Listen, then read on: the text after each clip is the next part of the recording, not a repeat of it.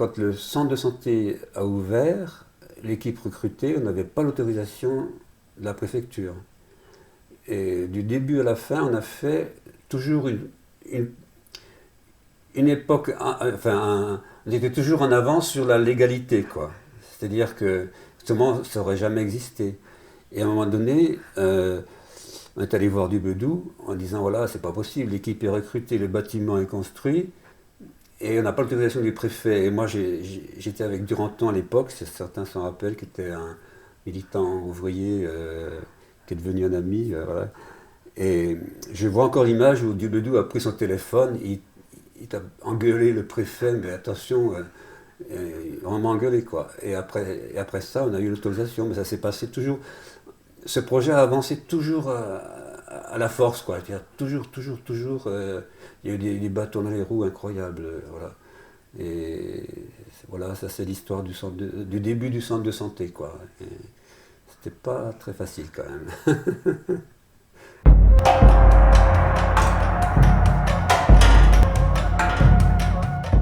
En regardant la télé chez mon voisin, parce qu'on n'avait pas de télé, j'ai appris le projet de l'Arlequin, la Villeneuve de Grenoble, avec Dubedou qui disait de si belles paroles de ce quartier ouvert, convivial, d'une grande mixité sociale, avec les écoles faites pour les enfants et non les enfants faits pour l'école. Et alors je me suis mise à rêver de cette convivialité de quartier, de l'éducation à la responsabilité, de la rencontre, voilà, enfin bref, le rêve magnifique. Alors c'était si beau, si magnifique que j'ai pris ma plus belle plume et j'ai écrit au maire de Grenoble en lui disant je viens de voir cette émission, je suis enthousiaste, j'aurais envie. Est-ce que par hasard vous auriez pas aussi un projet de centre de santé? Mon frère qui travaillait à Grenoble vient me voir à la Seine-sur-Mer et me dit on est en train de construire une ville neuve à Grenoble avec tous les services, des écoles, des commerces, un quartier, et même un centre de santé comme tu en rêves. J'ai pris rendez-vous avec la mairie de Grenoble et j'ai rencontré Daniel Hollard. C'était un conseiller municipal qui était professeur à la fac, qui était chef de service d'hématologie, professeur à la fac. On a sympathisé, on a échangé des idées, on était pétris de la même idéologie des anciens du PSU, voilà, Parti socialiste unifié des années 60 et quelques. Alors bon, moi j'étais en Alsace, donc j'avais fini la radiologie, puis je travaillais dans les hôpitaux, quoi, en attendant de chercher un point de chute. Et, et donc, après mon premier contact avec les responsables municipaux, j'ai pris contact avec Daniel Hollard, qui était l'initiateur du projet, en fait. Hein. Et comme le projet, au départ, la mairie avait confié aux mutuelles, je dis au pluriel, le soin de faire avancer ce projet. Ça a patiné dans la choucroute, comme on dit vulgairement, parce qu'il y avait deux mutuelles, la mutuelle, disons, des travailleurs et la mutualité française, qui étaient dans le même organisme et ça n'avançait pas, quoi. Et donc, j'ai été recruté par Dubedou, quoi, vers là, pour faire avancer ce projet. Quand je suis arrivé, il y avait des piliers et du vent à la maison, au centre de santé, quoi, voilà. Nous étions recrutés pour le centre de santé, le recrutement avait eu lieu, mais les bâtiments n'étaient pas bâtis. Alors, c'était bien la difficulté, c'est-à-dire que la Villeneuve était construite et les responsables politiques de la mairie, et c'est ce qui moi m'a attiré en particulier, c'est-à-dire qu'ils trouvaient que, vu l'objectif de la Villeneuve, école, etc., que c'était intéressant qu'il y ait un pôle santé qui s'intègre dans ce projet. On nous a confié, à Françoise Rodary et moi, la mission de démarrer en libéral dans la Villeneuve. On a loué un appartement qui était au rez-de-jardin du 170 Galerie d'Arlequin. On a salarié une secrétaire et une infirmière et on a démarré en libéral. inutile de dire que comme on salariait qu'on n'avait pas encore de clientèle, on a bu le bouillon rapidement. Ça faisait partie de nos belles utopies, ça, la réalité de la gestion en libéral. Les premiers habitants étaient arrivés 6 mois avant, en mai 72, les premiers habitants sont arrivés.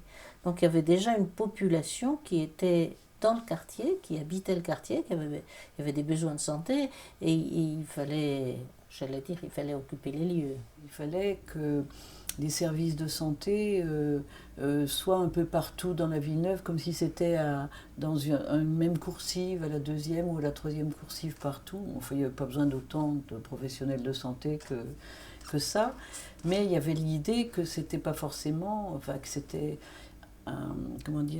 une activité coordonnée et pas une série de médecins libéraux ou d'infirmières libérales, etc.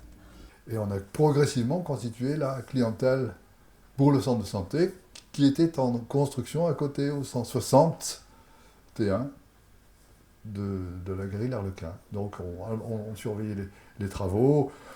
Le jour on faisait de la médecine et le soir on réfléchissait. On réfléchissait, on retrouvait le reste de l'équipe et puis on refaisait le monde. Ça a été l'époque de la vitrine grenobloise, quoi. Bon, ça s'est un peu atténué depuis, ça a évolué, c'est sûr, mais c'était une époque très dynamique et la santé s'est retrouvée là au milieu, parce qu'il y a des gens qui se sont dit pourquoi pas, qui s'intéressaient en particulier des mutualistes, hein. En particulier des mutualistes, des gens du planning familial qui étaient aussi des mutualistes, ça s'appelait la maternité heureuse dans le temps. On avait des tas d'idées sur le monde, sur d'une espèce d'utopie, quoi, sur ce que pouvait devenir le monde et avec notre intermédiaire, ce qui est un petit peu, pas très humble, mais ça nous portait probablement. Hein.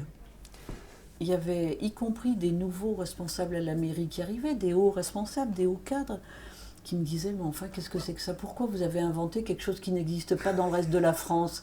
Je dis, parce que c'est la vie, on avait envie de faire ça. Enfin, j'essayais de dire que tout n'a pas à être pré-organisé par l'administration publique. Or, c'était ça. L'utopie, c'est quelque chose qu'on ne va jamais réaliser, mais bon, en attendant, on monte on monte la colline. Hein. Parfois, on la redescend un peu violemment, mais bon. Mais ça fait rien, c'est fait, c'était pas mal.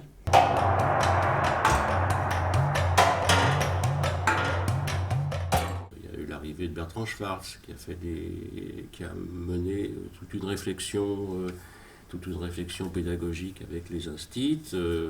Et la santé est arrivée assez naturellement d'ailleurs dans l'affaire, à travers en particulier la santé scolaire, qui a été quand même un des points très forts de l'évolution des années du Bedou, qui est resté, même si la santé scolaire était déjà municipale avant, depuis très longtemps, c'était une exception grenobloise, il y a eu une nouvelle dynamique qui a été donnée à ce moment-là. Bon, c'était l'époque des gammes, des comités de quartier, il y avait une mobilisation, il y avait des mobilisations politiques autour de l'équipe du Bedou.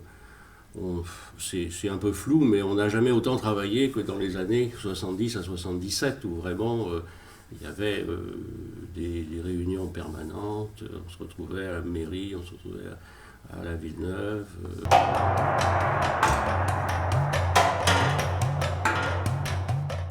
On prétendait ajouter encore quelque chose aux expériences des centres de santé conduites après la libération, qui étaient ceux de la région marseillaise et aussi ceux de la périphérie parisienne, où il y avait de multiples centres de santé qui avaient été faits par les municipalités progressistes après la libération, dont les objectifs étaient la santé pour tous. Je crois qu'il y en a plus de 2000 en France. Hein.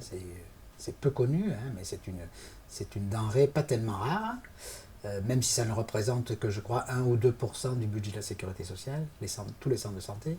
Et il y a donc des histoires locales extrêmement variées de centres de santé. Il y a eu des centres de santé à la Mure, avec les mineurs, il y a des centres de santé pour les cheminots qui ont existé, il y a des centres de santé de DDF, il y a des centres de santé mutualistes, il y a des centres de santé municipaux, et il y a des centres de santé confessionnels, il y a des centres de santé de la Croix-Rouge, etc. Enfin, il y a toutes sortes cette appellation centre de santé est une appellation générique qui recouvre des choses extrêmement diverses.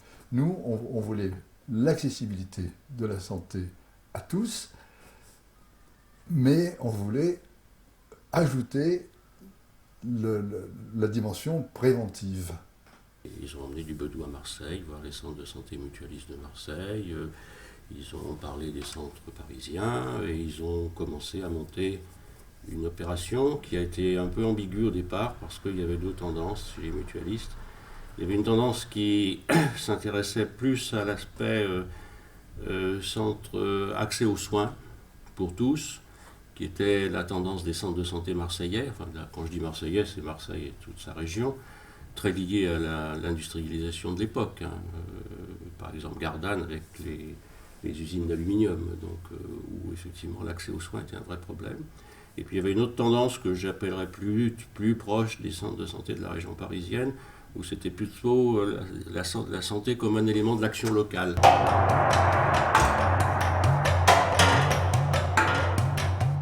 Il y a les réunions d'information qui ont été faites au départ pour tous les médecins. Bon, voilà, ça fait avancer l'idée.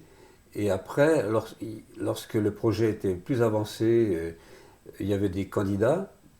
Donc avec Daniel Hollard et une équipe de professionnels de la relation, on a organisé des week-ends où tous les candidats, mais tous, quand je dis tous, c'est à la fois médecins, secrétaires, infirmières, parce qu'on disait travail d'équipe, il faut que tout le monde apprenne à travailler ensemble et vivre quelque chose ensemble. Pour discuter de ce projet de santé dans un nouveau quartier, avec une équipe qui comprendrait des médecins généralistes, des spécialistes, des paramédicaux. On a continué à échanger nos utopies respectives. On a eu un brainstorming de plusieurs jours où il s'agissait de jeter des idées sur la gestion, sur l'idéologie, sur la politique générale des centres de santé. Et ce stage était destiné à ce que les gens que les gens se retrouvent, les gens qui avaient, les professionnels qui avaient la même façon de voir les choses se retrouvent et puissent créer ensemble. Et effectivement, c'est ce qui s'est passé. On a réussi comme ça à constituer une équipe progressivement. Qui rentrait quand même dans un projet un peu en opposition à la médecine libérale. Bon, à l'époque, on était suffisamment dur et raide, comme la médecine générale était raide, libérale était raide vis-à-vis de nous, bon, en défendant chacun une position. Je voulais que tout le monde gagne pareil, par exemple. Voilà.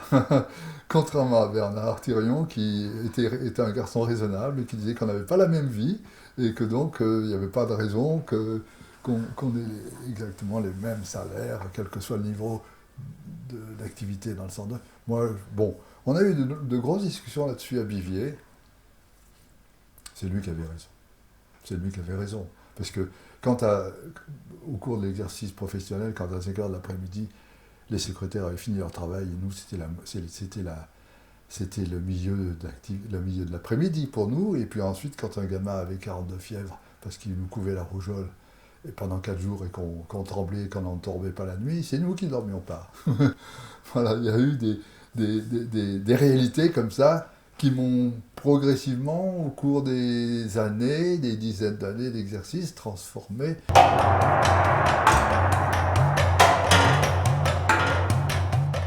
Et à partir de là, donc, a été organisé l'appel d'offres officiel. Les candidats sont venus, et puis il y a une commission dans laquelle il y avait Daniel Hollard, il y avait aussi des personnes, des animateurs de ces réunions qui étaient présents dans la commission de recrutement. Et on s'est dit, bon, s'il y a un centre de santé qui démarre, eh ben, il va falloir réfléchir à tout, c'est-à-dire au statut des personnes, au type de relation qu'il va y avoir avec la population, avec quelles institutions qui existent et qui sont susceptibles d'effectuer la gestion, et en particulier donc la municipalité et surtout les mutuelles. Au début, ça s'appelait centre. Au début, on appelait le centre de santé le centre mutualiste de santé. On était dans une espèce d'équipe collective sur les grands thèmes de la santé. Qu'est-ce que c'est qu'une santé, qu'une médecine publique, l'histoire de la prévention, l'histoire des laboratoires qui viennent vous raconter des sornettes sur les médicaments. On a quand même été les premiers, c'est extraordinaire, à vouloir voir collectivement les laboratoires. Parce que quand on les voyait seuls, ils peuvent raconter n'importe quoi et la suggestion fonctionne. Et je connaissais un des représentants médicaux, il me disait mais c'est le seul endroit où la veille j'ai la trouille de venir. Parce qu'il se retrouvait face à un repas de gens qui lui posaient vraiment des questions. Alors que lui, il avait appris son truc et le principe c'était de pouvoir refiler le médicament. Et je trouve que maintenant on le fait et on critique les laboratoires, mais j'ai trouvé quand même qu'on était avant-gardiste à l'époque. On avait peur de rien. À l'époque, on avait peur de rien. Il faut dire que c'était quand même une société très figée. C'était le début de la contraception. Ensuite, il y a eu l'IVG. Ensuite, le droit au travail était très, très, très cloisonné. Il y a eu des conflits, parce que là, je présente, mais je trouve que on est toujours arrivé à les résoudre. Bon, peut-être des fois moins bien que d'autres, mais quand même, je trouve que, même entre nous, mais on avait cette chance-là de pouvoir se dire les choses. C'est jamais arrivé à la destruction de l'autre. Et ça, c'est pas mal. Et puis, on a fait des erreurs. Bon, on a fait des erreurs. On peut venir penser médicalement ou des trucs comme ça, mais ça, c'est le propre de chacun de nous. Il ne faut pas s'imaginer que personne n'est à l'abri de l'erreur. Et heureusement, parce que sinon, c'est comme si on était tout puissant et on savait tout. Et ça, c'est le plus grand drame qui puisse exister chez quelqu'un qui s'occupe des autres.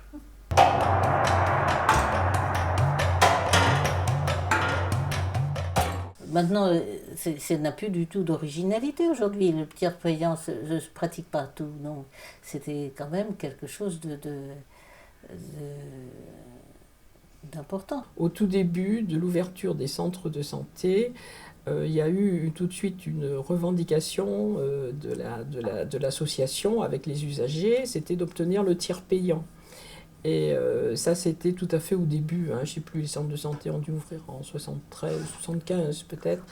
Et cette revendication est apparue très vite et c'était des petits papillons qui étaient notés, qui étaient collés, d'ailleurs on devrait les retrouver dans les archives, des petits papillons qui réclamaient le tiers payant et qui étaient un peu collés même sur les ordonnances, enfin pas sur les ordonnances mais sur les feuilles de maladie, etc. Et finalement cette revendication a abouti parce qu'assez vite le tiers payant a été possible. Ça c'était déjà un service qui était rendu dans les centres de santé de première génération. La région parisienne, région marseillaise, mutualistes et municipaux.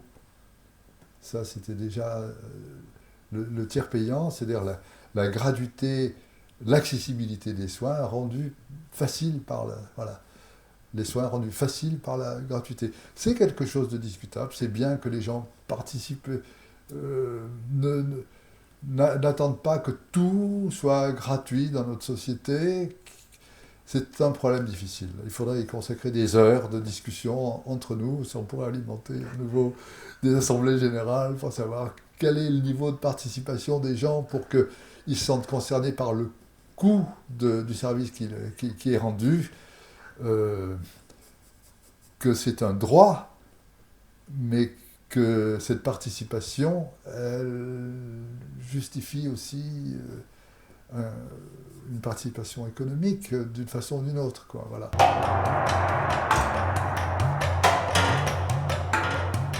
Je me souviens quand ma femme a passé sa thèse, elle a voulu faire un pot dans la Villeneuve à l'époque, avec des patrons de l'hôpital, des médecins, ils ont hésité à venir. Ils sont venus, mais ils ont eu des paroles évoquant le risque qu'ils prenaient. Mais c'était dans les années 70, pourtant, où il n'y avait aucun souci de sécurité à l'époque. Dans ce quartier, les Larlequins, là, où les gens vivaient en communauté, où ils étaient... On se demandait quelles étaient leurs règles. Enfin, bon, on était presque des hors-la-loi, hein, faut le dire. Bien que nous ayons fait des études tout à fait voilà. La mairie a fait a organisé pour faire avancer le projet, mais pour tenir compte des médecins libéraux de Grenoble, a fait plusieurs réunions de médecins larges pour que ce projet avance dans les esprits.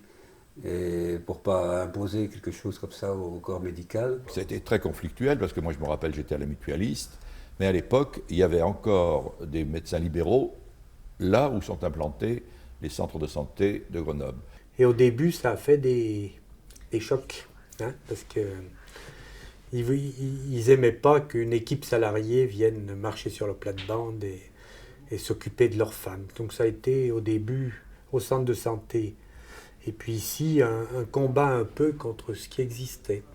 Parce qu'on a été très mal accepté par les pédiatres de ville au centre de santé, et puis par les gynécos à la clinique, les gynécos libéraux qui ne voulaient pas de salariat, quoi, en fait. Donc il y a eu des luttes assez dures pour qu'on s'impose, quoi, pour qu'on change un petit peu cet état de fait.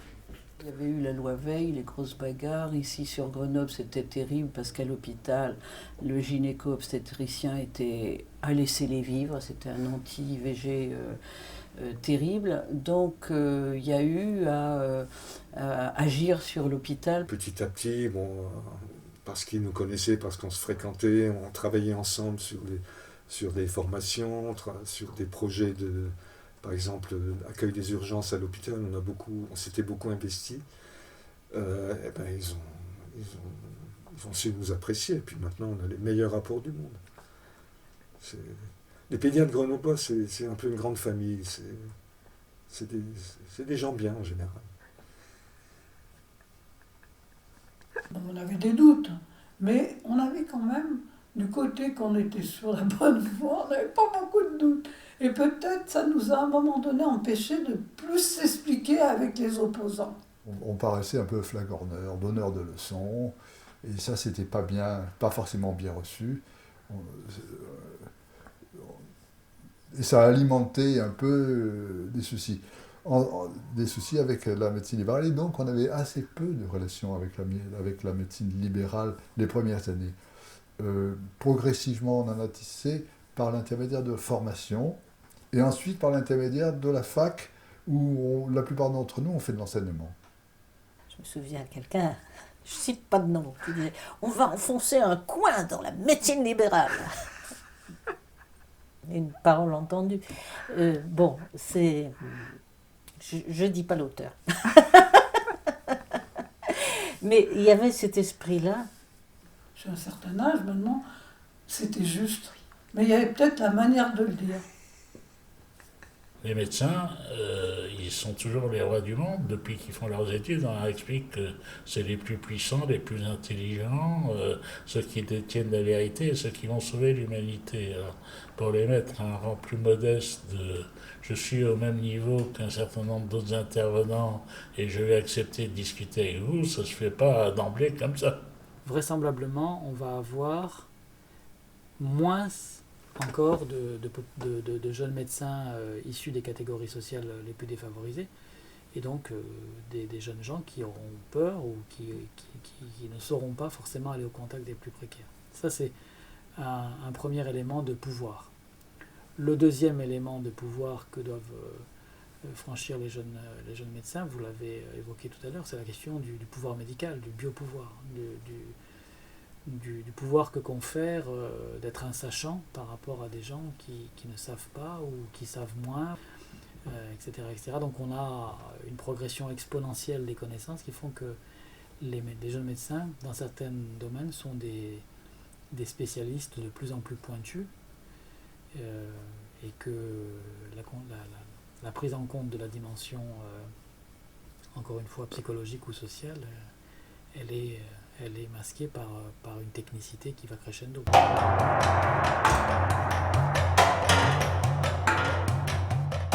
Au niveau national, il y a beaucoup de gens qui contestent l'ordre des médecins, qui est une création de Vichy. Donc on ne payait plus nos cotisations. Donc voilà, on ne payait pas nos cotisations. Donc on a été traînés devant les tribunaux et on a fini par être condamnés à payer nos cotisations.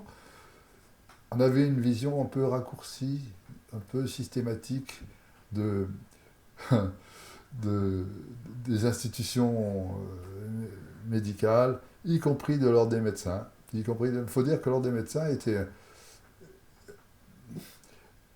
était composé souvent par des gens qui s'étaient montrés hostiles à la convention entre les médecins et la création de la sécurité sociale. Ils étaient méfiants et pas mal d'entre eux hostiles à la contraception, pas mal d'entre eux avaient été hostiles aussi plus tard à l'IVG, bien sûr.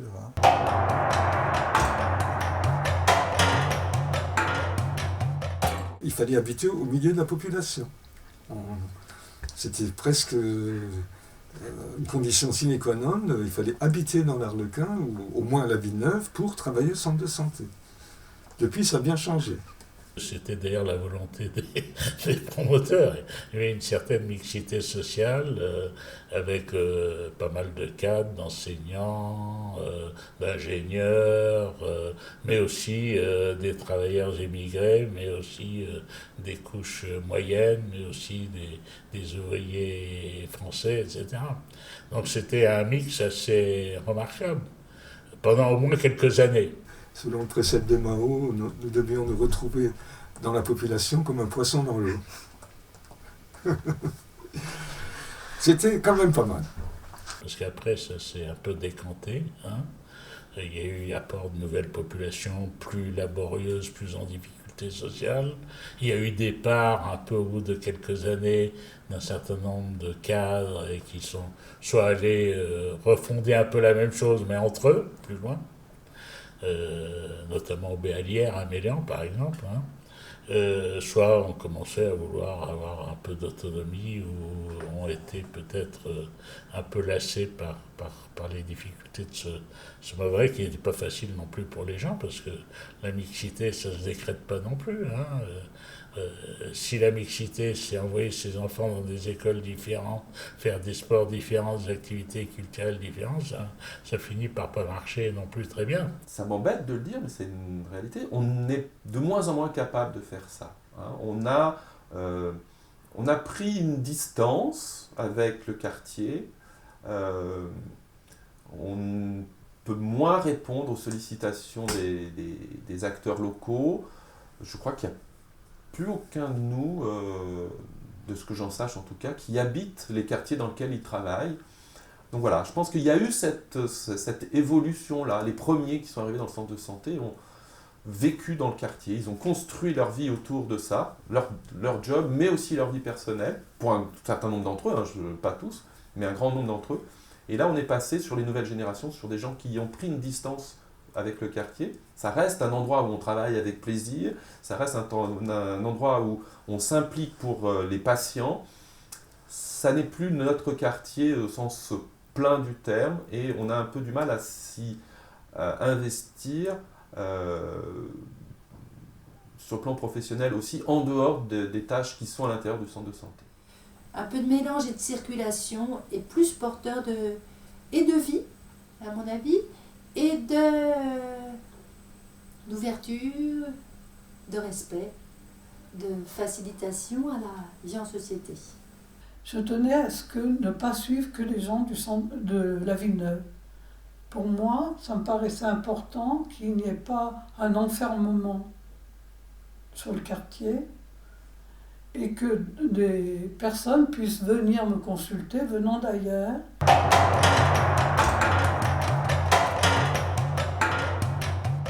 La prévention, en fait, ce n'est pas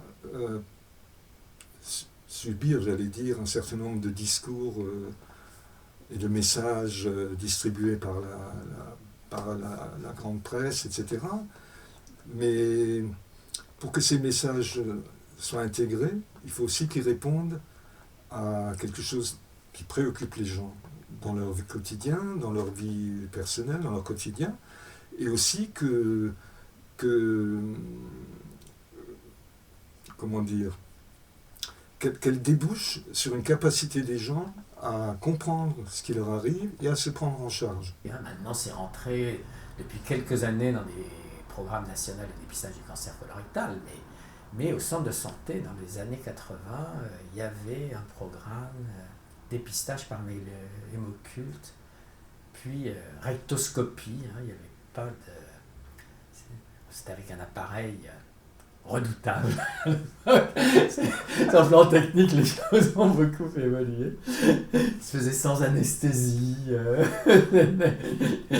Mais bon, qui était vraiment parmi les pionniers dans ce domaine. On avait formé des animatrices dans chaque coursive pour apprendre aux femmes de chaque coursive à s'auto-examiner les seins. Et après, on a fait une évaluation scientifique du résultat. Et après ça a été servi de modèle à d'autres endroits en France où cette expérience a eu lieu, de dépistage du cancer du sein, d'apprentissage de l'auto-examen. Cette population, je dirais, moyenne, était bien plus sensible à tous nos messages de prévention et, je dirais, à notre façon de partager un peu cette nouvelle approche de la médecine. Il était plus sensible et plus adhérent. La grande dimension ici, ça a été le médico-social, la prévention, l'éducation sanitaire et l'association très forte des usagers. Et quand on dit des usagers, pas simplement des mutualistes, pas simplement des responsables mutualistes, mais véritablement des usagers quotidiens. Parce qu'on avait une volonté commune, c'est faire vivre ces centres de santé, parce qu'on en sentait tout l'intérêt pour la population, pour le quartier. Ce qui était intéressant, c'est que ces couches moyennes sont venues adhérer, ont vraiment adhéré, pris en main des comités d'usagers, rédaction de brochures, diffusion de mini-films, etc. Mais ce qu'on s'est aperçu, c'est qu'on atteignait quand même les autres couches de la population par eux. Parce que comme l'habitat était groupé, que c'était dans des coursives, que les gens se côtoyaient beaucoup, ces sujets de santé étaient aussi partagés à l'intérieur. Et donc ils nous ont servi un peu, ou ils ont servi, pas nous spécialement, mais ils ont servi de relais pour diffuser aussi cette information. Dans les écoles, il y avait toute une explication, qu'est-ce que c'est que les poux, d'où ils viennent, etc. C'est pas du tout une maladie honteuse, il n'y a pas à avoir honte, et puis on va se traiter tous ensemble, enfin, etc. Et il y avait un travail vraiment tout à fait commun là-dessus, qui était, je me souviens de cette histoire de poux, comme il y avait aussi les histoires de prévention. À une époque, il y avait plein il y avait un peu des bouteilles, vous savez, qui traînaient dans le lac ou qui étaient jetées dans le lac. Dans le petit lac de Villeneuve. Et tous les jours, on nous amenait des gamins qui s'étaient entaillés le pied en marchant sur des bouteilles cassées. Et donc, on était obligé on faisait des sutures. Bon, donc, on a fait une campagne dans le quartier demandant à tout le monde qui se baignerait dans le lac de porter des chaussures en plastique. On a été vérifié et tous les gamins étaient avec des chaussures en plastique. C'était super bien ça. Ça, ces coupures de pied. Et alors là, il n'y avait pas 36 solutions, il fallait surveiller, mais surtout engager vraiment une campagne. Alors dans les écoles, dans toutes les montées d'immeubles, sur le marché, etc. Il y a eu une grosse campagne d'affichage, de discussion, d'engager les gens à discuter de ces coupures de pied dans le lac, qui ne sont pas normales, etc., etc.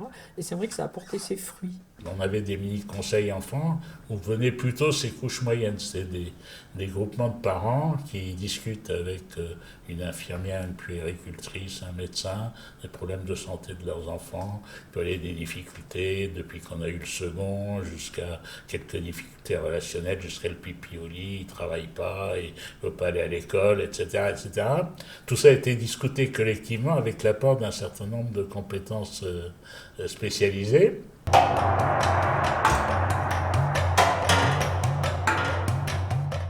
Alors ce qui s'est passé aussi, c'est que les unions de quartiers, voyant ce qui se passait à Villeneuve, ont commencé un peu à revendiquer dans les différents quartiers.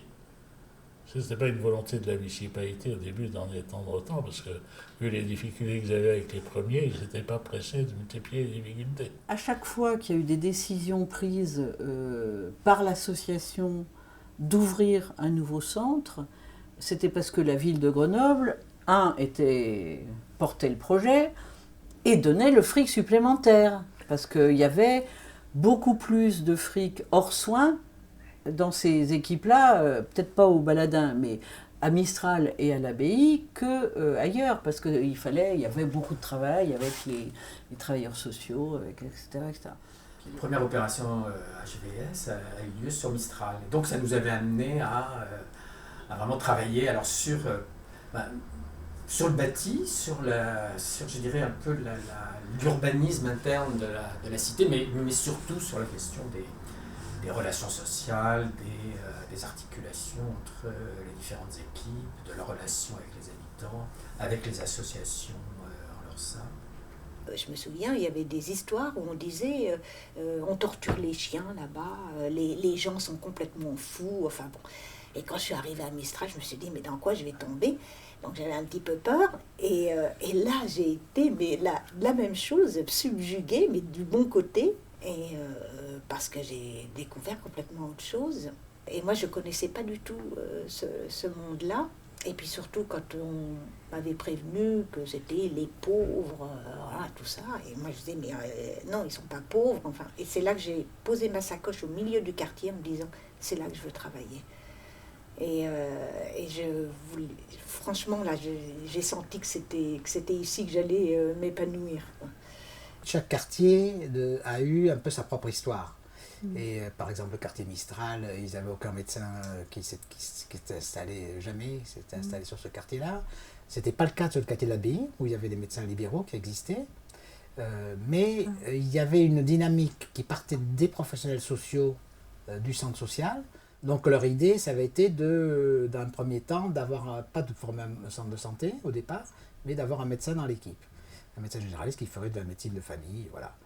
Et ils avaient donc interpellé tous les médecins libéraux du quartier, du coin, proximité, en leur proposant, si vous voulez bien, rentrer dans l'équipe du centre de santé. Et puis aucun n'a accepté, et c'est comme ça qu'ils se sont tournés vers l'extérieur, essayer de trouver voilà. Et moi j'ai appris qu'il y avait ce poste-là par une annonce du Nouvel Observateur, tout simplement. Les gens qui étaient à deux à Vieux-Temple avec une secrétaire, alors qu'à l'Arlequin, il y avait 15 médecins et 8 secrétaires, plus des paramédicaux, etc. Enfin, de faire en sorte qu'autour de projets de santé, ces gens-là se parlent et parlent de plus en plus un langage commun et puissent un peu à la fois parler vis-à-vis de l'extérieur, non pas forcément d'une seule et même voix, mais d'une voix au moins qui ait un certain nombre de choses en commun, quoi. Et c'est le moment où sont arrivés, par exemple, les dépistages organisés des cancers, fin des années 80, début des années 90. On est donc passé beaucoup par des séminaires de formation, des séminaires de travail, des réunions de travail, des midi 2 en pagaille.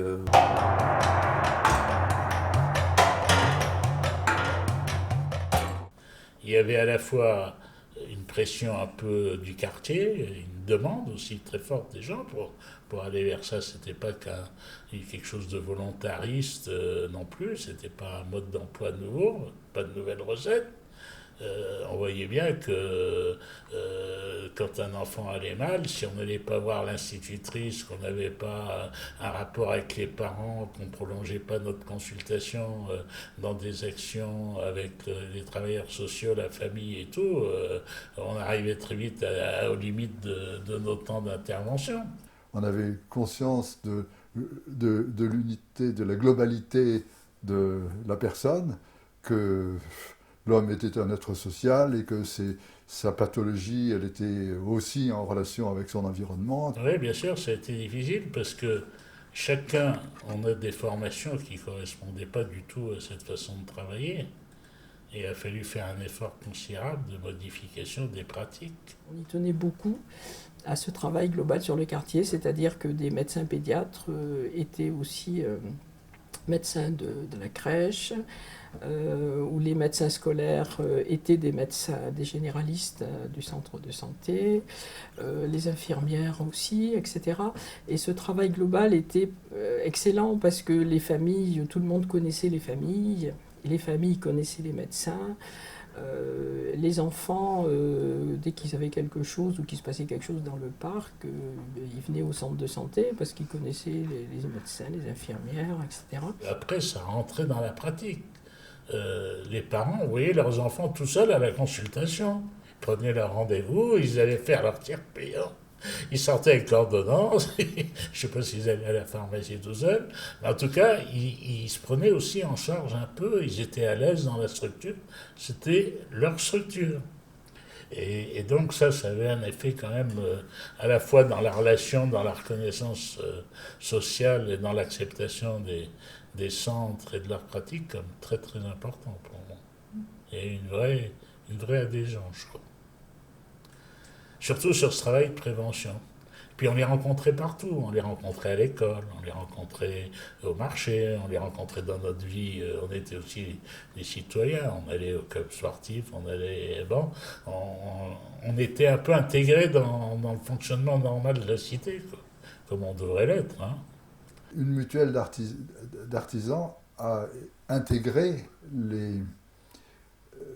l'organisation des centres de santé à Grenoble, était partie prenante. Et on a vu donc affluer des commerçants et on a découvert un tas de maladies. On leur a découvert un tas de choses auxquelles ils n'avaient pas eu accès parce qu'ils ne prenaient pas en charge leur santé. C'est une catégorie de population qui ne se soignait pas suffisamment. Quand je suis arrivé sur le quartier en 1978, j'étais le médecin de Grenoble qui était le champion des dépistages des intoxications au oxyde de carbone, puisque j'en voyais énormément. Et comme 1981 était là, élection de Mitterrand, tout le quartier s'est mobilisé, je parle dans le quartier, la population qui habitait, mais aussi les travailleurs sociaux, pour demander à ce qu'on aille plus loin dans la rénovation et qu'on installe le chauffage urbain. Et le chauffage urbain a été installé, et en un hiver complètement, j'ai vu ma pratique complètement transformée, c'est-à-dire que je ne voyais plus d'intoxication à l'oxyde de carbone, d'une part, et également je ne soignais plus de brûlures des enfants, parce que c'était souvent des familles nombreuses qui étaient dans ces logements. Les enfants jouaient autour des poêles à charbon, etc. Et moi j'étais aussi le roi des pansements divers et variés, surtout toutes les brûlures que pouvaient avoir les enfants. Et ça a été pour moi un révélateur, parce que je me suis dit, mais tu aurais pu continuer à faire de la bonne médecine, à faire des diagnostics d'intoxication de carbone avant que les gens en meurent, et à bien soigner les brûlures pour les enfants, mais en fait la solution n'était pas médicale, elle était au niveau de l'urbanisme, elle était au niveau des décisions au niveau de la municipalité, et moi en fin de compte ce n'était que le petit bout de la lorgnette. Et ça m'a beaucoup interpellé, parce que je me suis rendu compte qu'en fait ce genre d'enseignement, je l'avais aussi pour d'autres choses. Dans l'idée des promoteurs de ce projet, c'était que la psychiatrie soit en lien avec la médecine générale, avec le projet de sortir de l'hôpital psychiatrique de Saint-Égrève des gens chroniques, mais qui étaient des psychotiques, des schizophrènes, mais qui étaient, avec les traitements, pouvaient quand même avoir une vie, ils n'étaient pas dans la violence, de les mettre dans des appartements thérapeutiques avec le centre médico-psychologique, donc l'équipe les suivait à domicile, dont je fais partie de cette équipe-là, et que le centre de santé puisse assurer tout le côté médical. Et à l'époque, ce qui avait été génial, c'est que la mairie de Grenoble avait accepté de prendre ces gens qui n'avaient jamais été dans le monde social depuis des années, de les prendre pour travailler dans les jardins. Voilà, on est dans une prestation, mais pas que. On est dans l'idée du groupe. D'abord, c'est un groupe. On travaille en partenariat, Et c'est l'idée de projet collectif. C'est-à-dire qu'on va co-construire l'idée de la santé et d'un partenariat avec les gens qui sont d'ici. C'est cette idée que c'est une co-construction. Et, pour moi, fondamentalement, l'idée, c'est que le soin, c'est une co-construction.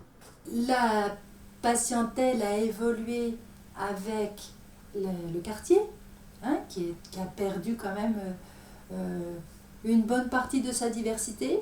Moi, je trouve très bien que les centres de santé restent ouverts à des patients qui ont quitté le quartier et qui continuent à venir. Je pense que c'est une circulation d'air, une circulation de personnes qui fait du bien à tout le monde, qui fait partie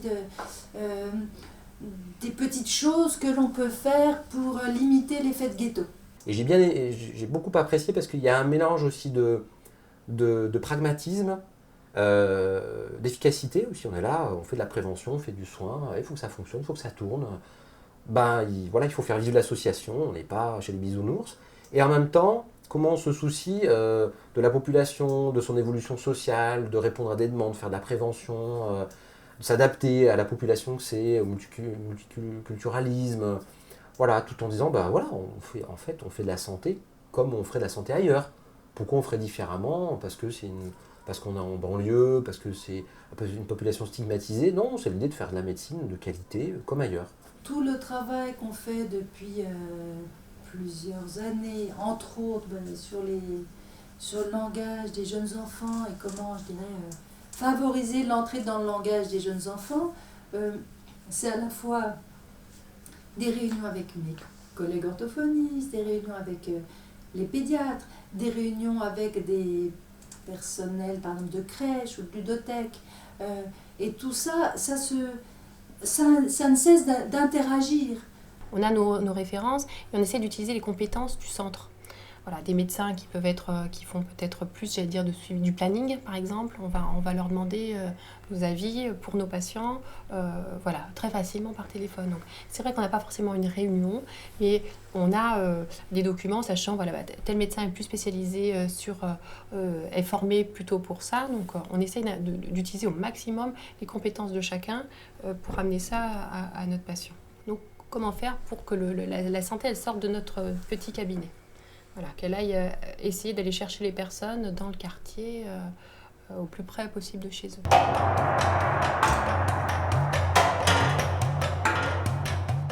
Je me souviens, on avait fait une étude sur ce qu'attendent les gens des médecins et du centre de santé en particulier. Et c'était très intéressant parce qu'ils disaient qu'avant tout, ils veulent être écoutés. Ensuite, en deuxième lieu, ils veulent être informés. Et en troisième lieu, bien soignés. Mais ça ne venait qu'en troisième position. C'est quand même intéressant. Ça nous a souvent aidés dans notre pratique. Ça. On avait un service de radiologie. Bon.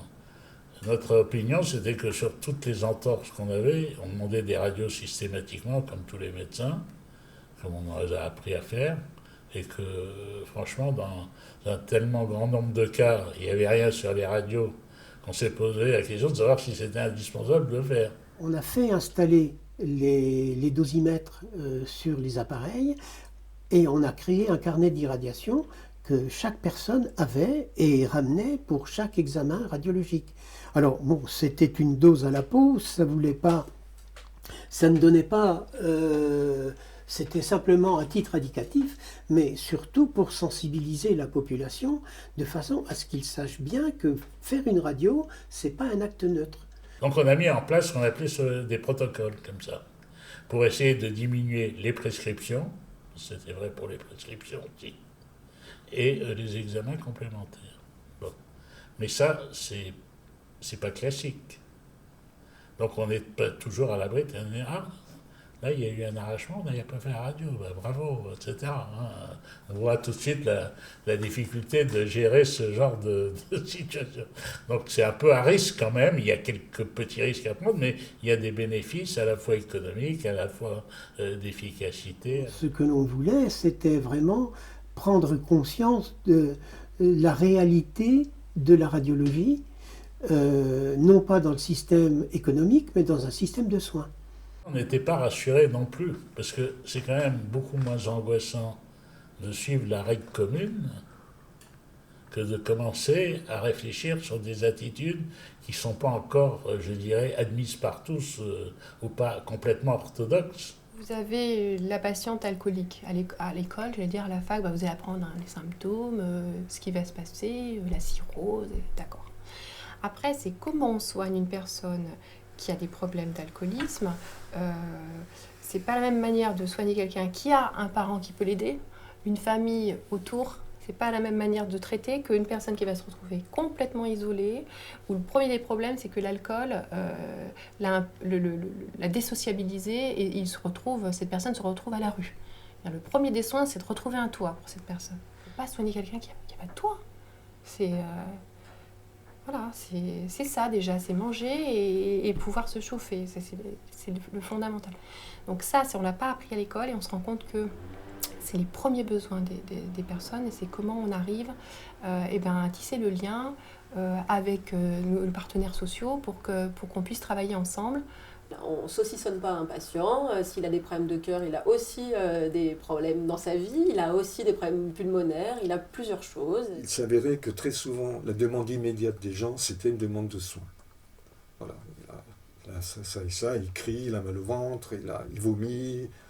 Voilà. Et puis quand on creusait un peu et qu'on se donnait la peine d'écouter, notamment grâce à la consultation lente, c'était un peu le but, au bout d'un quart d'heure, 20 minutes, commençaient à surgir les vraies questions, qui étaient souvent d'ordre relationnel, d'ordre d'angoisse, de difficultés de vie, etc. Voilà, et puis là, simplement à se rendre disponible, à laisser un espace de temps, même de silence, un petit vide où une parole peut surgir et l'accueillir. Comment ne pas répondre systématiquement à toute demande par une prescription? C'est du temps d'entretien, c'est du temps d'explication et c'est du temps de conviction. C'est-à-dire il faut convaincre la personne qui est en face de nous que ce qu'on lui propose tient la route. C'est aussi compliqué parce qu'on ne sait pas tout faire et que c'est aussi connaître ses limites, savoir passer la main. Et c'est pas toujours évident de savoir quand passer la main et pour pas envoyer tout le monde voir le spécialiste. Les problèmes de toxicomanie, d'addiction, comme on dit maintenant, sont, sont des problèmes qui n'apparaissent pas forcément si on ne va pas les chercher. C'est-à-dire que il faut, et c'est tout le problème un peu des professionnels soignants, je veux dire que, comme toujours, si on ne sait pas trop comment être, comment faire avec tel ou tel type de problématique, eh bien on n'a pas les yeux très ouverts, on n'a pas les oreilles plutôt fermées. Alors que si on sait un petit peu mieux comment on va être, comment on va faire par rapport à ces types de problèmes-là, à ce moment-là, et on peut aller au-devant des problèmes. Tu viens me voir pour un mal de gorge, je vais aussi te parler du cancer du côlon, je vais te rappeler le cancer du sein, je vais parler d'un certain d'attitudes nutritionnelles, de prévention en nutrition, etc. On sait que les malades qui souffrent d'hypertension, il y en a 15% qui prennent leur traitement régulièrement. Donc il faut imaginer quelles sont les réticences à prendre le traitement et y réfléchir. Quand on y réfléchit, on s'aperçoit que les gens qui ont de l'hypertension ne se sentent pas malades, n'ont pas de signes, et quand ils prennent un traitement, ils ne se sentent pas mieux. Donc il est assez logique que ne s'en sentant pas mal et n'étant pas mieux à prendre quelque chose, ils vont avoir du mal tous les jours, pendant tout le reste de leur vie, à prendre un traitement. Ça paraît une réaction... Donc il y a toute une explication très longue. Donc là aussi, il faut imaginer d'autres stratégies que le simple contact médical. Par exemple, envoyer une infirmière pour suivre l'attention à domicile 2 fois par mois. Entre parenthèses, regardez un peu si les boîtes de médicaments sont bien utilisées, si les prescriptions qu'on fait sont respectées, s'il n'est pas resté 3 mois sans acheter de traitement, etc. etc. Même au quotidien, chez la personne, on va toujours essayer de, ça fait partie aussi de notre rôle infirmière, hein, de repérer ce qui peut éventuellement éviter les complications, etc. Mais ça ne sera pas forcément du médical, ça pourra être aussi effectivement l'environnement. Hein. Je trouve que le plus difficile, ce ne sont pas forcément ceux qui réclament de voir le docteur, c'est ceux qui ne réclament pas de voir le docteur. Et je pense notamment à des gens qui étaient très déprimés, par exemple. Et moi, je me disais, mais vous devez voir le docteur, parler avec, voir un peu si ce serait pas, pour vous, c'est pas important c'est bien de le dire à moi, mais je pense que ce serait bien aussi de le dire au docteur. Ils ne comprennent pas qu'on ne puisse pas. Eux, vous êtes là pour nous, donc du coup, il faut répondre à notre demande. Et quand je leur dis, comme aujourd'hui, par exemple, il y a un médecin malade, on me répond, oui, il peut soigner. Tandis que moi, comment je fais? Donc voilà, c'est compliqué. Et nous, on ne les aide pas forcément toujours, enfin, on n'a pas toujours les moyens de les aider de ce point de vue-là. Donc c'est difficile, mais on est aussi gagné par cette difficulté-là. Je pense que c'est comme si la difficulté des patients nous déteignait un peu sur nous, c'est-à-dire que voilà, c'est pas facile de s'occuper des gens qui sont en grande difficulté. Il m'est arrivé de faire des courriers pour des gens qui avaient eu un incendie chez eux, ils ne savaient pas comment il fallait faire, comment se débrouiller. Donc je leur faisais un courrier. Les gens ne savaient pas se défendre. Moi, je venais d'un milieu d'avocats, donc je savais. Donc j'apportais, disons, mon savoir au social. Voilà, tout simplement. Ici, on peut être assistante sociale, psychologue, écrivain public.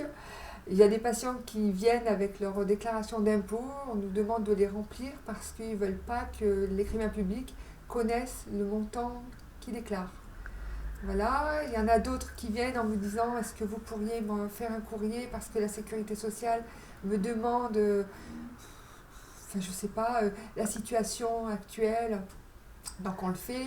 Il y a beaucoup de gens qui m'appellent, comme ce matin, une dame qui m'a dit « Bon, j'avais besoin de parler, est-ce que, voilà, parce que j'ai des soucis avec mon fils qui est en bas âge, j'y arrive plus. » Donc on essaye de les rassurer, de leur faire comprendre qu'on entend, qu'on peut comprendre leur situation, mais que du coup, il faut qu'ils prennent le temps d'un rendez-vous pour pouvoir en discuter avec le médecin. Enfin, quand on voit l'accumulation de difficultés auxquelles ils sont confrontés, ça révolte, ça fait du mal, et puis ça nous renvoie à nos impuissances complètes, de se dire que une fois que un certain nombre de difficultés ont été posées dans notre bureau, les gens en rentrant chez eux auront les mêmes difficultés. On n'aura pas résolu ça, mais on aura apporté d'un peu d'humanité, quelques solutions de l'ordre du technique, de la science, mais on n'aura pas résolu leurs problèmes. Donc des fois, la frustration, elle est importante et c'est difficile à porter. La santé, c'est aussi la capacité de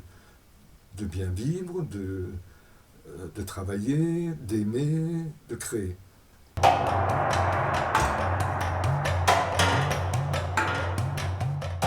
Donc dire qu'il y a eu des crises, oui, il y a toujours eu une tension interne. Il y a eu une période, mais il n'y a pas eu quand même 500 crises. Hein. Il y a eu une crise en 1975, il y a eu une crainte de crise en 1983, il y a eu celle du dépôt de bilan.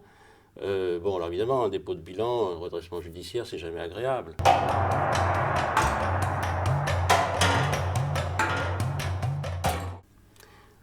Et c'est amusant parce qu'ils m'ont dit, est-ce que vous allez pouvoir nous sauver? J'ai dit, on va essayer, hein. Il ne faut jamais désespérer dans la vie. Il y a des gens qui voulaient qu'on ferme pour faire une démonstration de force contre. Bon, j'ai dit non, on ne va pas fermer ce qu'on peut antibiotiques, on ne va pas se tuer parce qu'on a changé de politique. On va essayer de travailler avec. On passait les papiers dans les poussettes. Les mamans qui venaient, je me rappelle, il y avait 2-3 mamans qui venaient avec les poussettes, et les papiers étaient, on les mettait dans les bagages, les porte-bagages là, qui sont sous les sièges des poussettes, et elles allaient diffuser des trucs. Je me rappelle de ça, parce qu'ils étaient tout le temps à l'affût de savoir ce qu'on allait faire, qu'est-ce qui se passait, enfin, etc. Il y avait toujours la tension, sauf qu'il y avait toujours cette tension de la mairie et du conseil général, surtout que le conseil général avait changé aussi, et qu'il y avait toujours une relativement mauvaise volonté de la caisse primaire. Curieusement d'ailleurs, parce qu'au tout début, la caisse primaire n'était pas contre.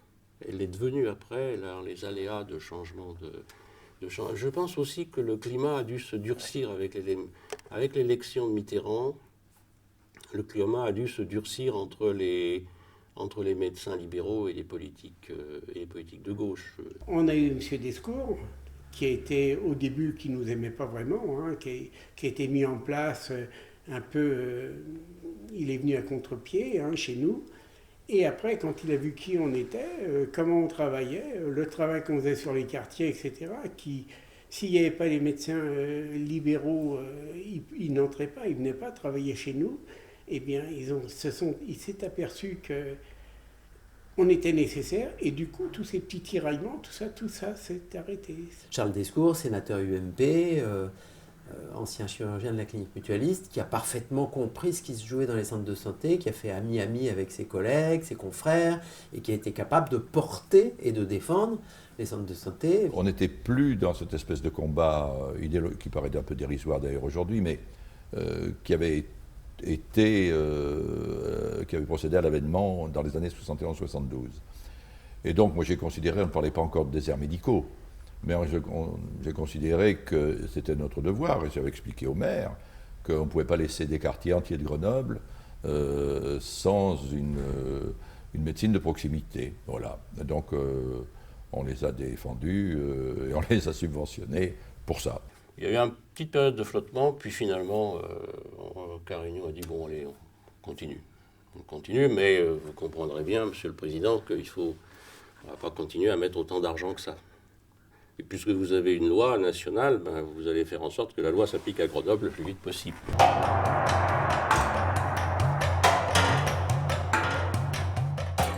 Au moment des expériences nouvelles dans les années 85, 91, il y a des gens de la Direction nationale de l'assurance maladie qui sont venus voir. Il y en a une, elle est venue 2 fois, mais elle était séduite.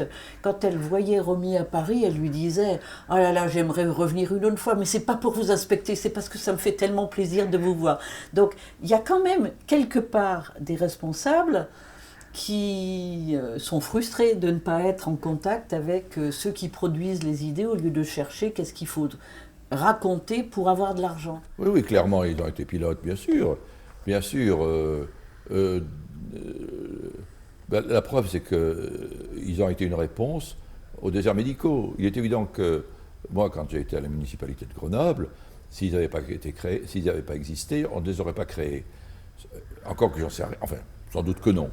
Mais qu'est-ce que nous aurions fait s'il y a comme 20 000 habitants, la Villeneuve, je ne sais plus combien, 15 000, et à Mistral, qu'est-ce que nous aurions fait d'avoir des quartiers énormes avec des immeubles extrêmement peuplés où il n'y aurait pas eu de médecin de proximité.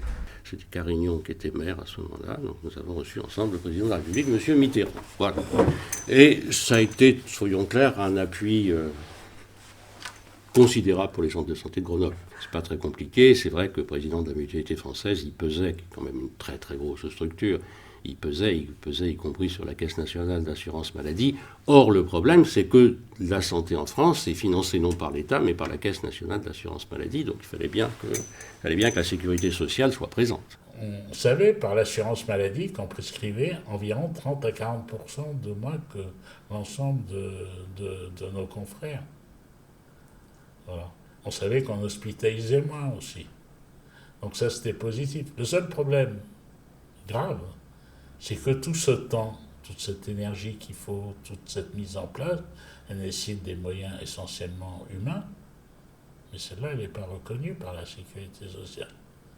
Et je dirais même qu'elle va à l'encontre. La sécurité sociale rembourse beaucoup mieux la pose d'un stérilet ou une radiologie qu'un acte médical intellectuel où on va aller voir le site, le truc qui n'est pris en charge par personne. À l'échelle de la France entière, le déficit des centres de santé est chronique, il est connu, et il ne concerne pas que Grenoble ou Saint-Denis. Dans l'enquête réalisée par l'IGAS, déficitaires annuellement à hauteur de 20% de leur budget, et ces 20% en général, c'est le volume que compensent les collectivités locales dès lors que politiquement elles se mobilisent et elles sont intéressées aux problématiques de l'offre de soins dans les quartiers. Il fallait que quelqu'un assure cette prise en charge complémentaire, et ce quelqu'un, ça ne pouvait être que les collectivités, les mutuelles, etc., qui n'étaient pas complètement prêtes à jouer ce rôle, ou qui n'avaient pas compris l'importance qu'il pouvait avoir, quoi, ou le fait que l'État ne le prenait pas. Puis peu à peu, c'est ce qu'on a essayé de faire, c'est qu'au fur et à mesure, on a essayé que l'État, la DAS, etc., l'hôpital, viennent un peu nous aider dans cet effort-là, qui a été un peu réel. Et actuellement, il y a quand même des programmes qui sont financés au niveau national. Pour la première fois dans l'histoire, il n'y a pas que du paiement à l'acte. Ça va peut-être même s'élargir, mais enfin tout ceci, ça se fait toujours à frottement dur. Quand on entend l'attente dans la question des inégalités de santé et de l'accès aux soins, l'attente des ARS, c'est exactement ce qu'on faisait il y a 20 ans ou 30 ans, oui presque 30 ans, dans les centres de santé. Ce que je faisais, ou 40 ans, oui. C'est ça, c'est la question de l'accès financier, de l'accès culturel, de la prise en charge, je dirais, médico-sociale des personnes, du parcours de soins, de l'éducation thérapeutique du patient, ce que font les infirmières dans les centres de santé. Enfin, tout ça qui est aujourd'hui au centre je dirais, du projet de soins en médecine de ville et dans son articulation avec la médecine hospitalière, c'est ce que font les centres de santé de Grenoble depuis 40 ans.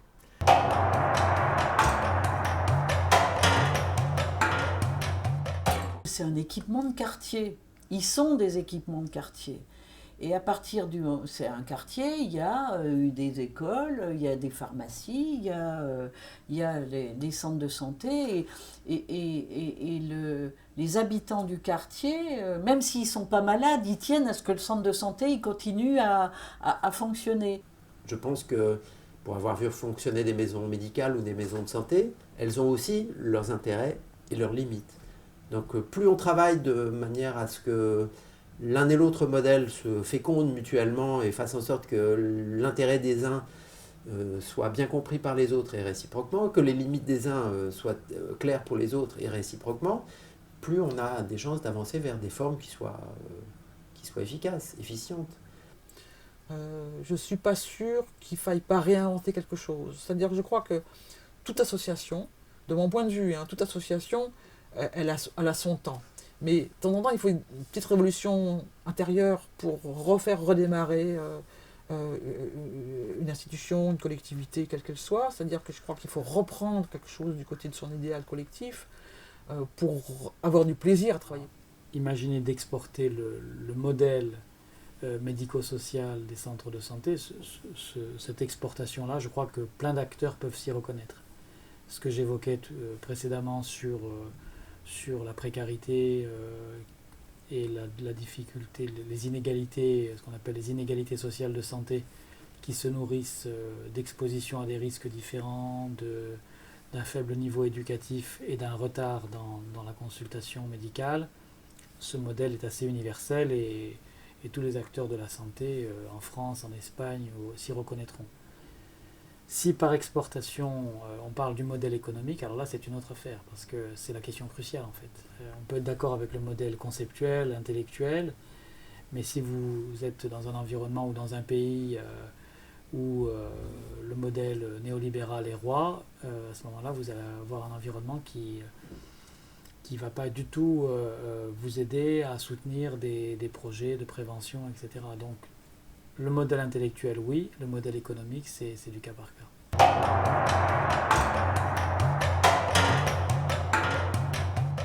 La situation grenobloise est assez universelle. Il est de notoriété publique aujourd'hui que dans le milieu urbain, dans un grand nombre de quartiers fragiles, on a un déficit d'installation de médecins généralistes, d'infirmiers, de sages-femmes, de kinés, etc. Donc les centres de santé offrent la possibilité aux élus locaux et aux agences régionales de santé d'une certaine forme de régulation territoriale qui n'est pas faite au niveau national dans son ensemble. Je crois qu'on ne pourra pas échapper à un rôle de plus en plus important des complémentaires, mais qu'on doit faire gérer, co-gérer l'assurance maladie complémentaire et l'assurance maladie obligatoire ensemble. Et donc, notamment,